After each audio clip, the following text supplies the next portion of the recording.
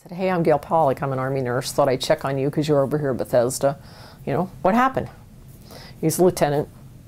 And he said, oh, you know, one of those F and IEDs.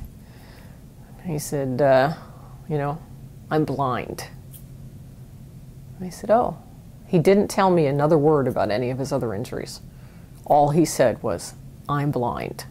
And as I looked at him, he looked to me as though he was a deflating balloon, that he was just letting his life energy go. And I thought, nurse tough love coming up. I said, well, what are you going to do? And he said, I don't know. All I've ever wanted to do is be in the Army, and now I can't be in the Army. I thought, okay. Well, what'd you like about being in the Army? Oh, I'm a Ranger and blah, blah. And he starts getting pumped up telling me Ranger stories. And so now I know how to hook him. And I said, you know, Lieutenant, I think you're lying to me.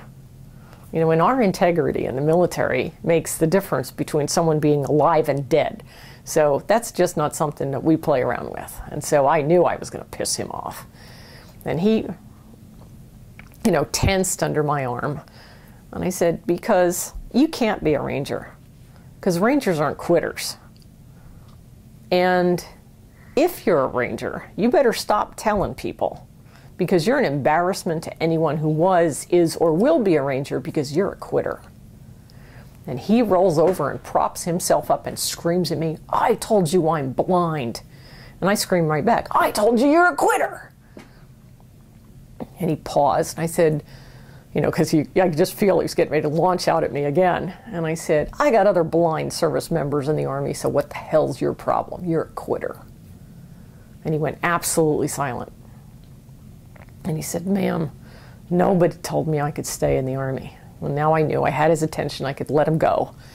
And I said, oh, okay. Well, you know, that'll teach us to send you to a Navy hospital. What do they know about an Army?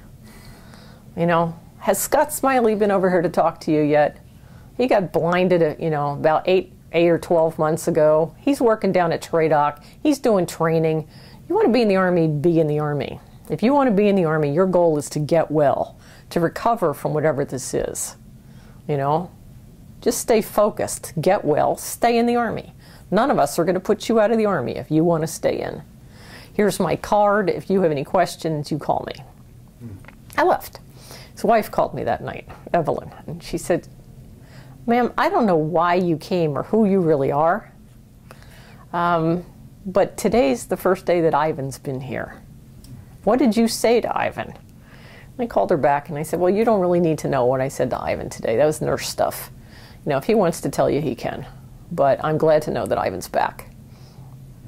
And it turns out that I slam dunked him, and then a young blind Marine came in and chewed his butt too about the fact that there was life beyond that bed. And he got harassed by me, and he got harassed by Mike, and now Ivan is a captain in the Army and attending the infantry advance course.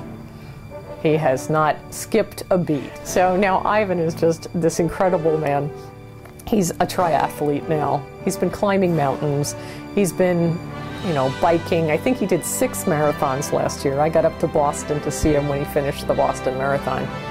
And he and some of his colleagues that I am absolutely focused on helping now, we are going to demonstrate to the world that life does not stop if you've lost your sight.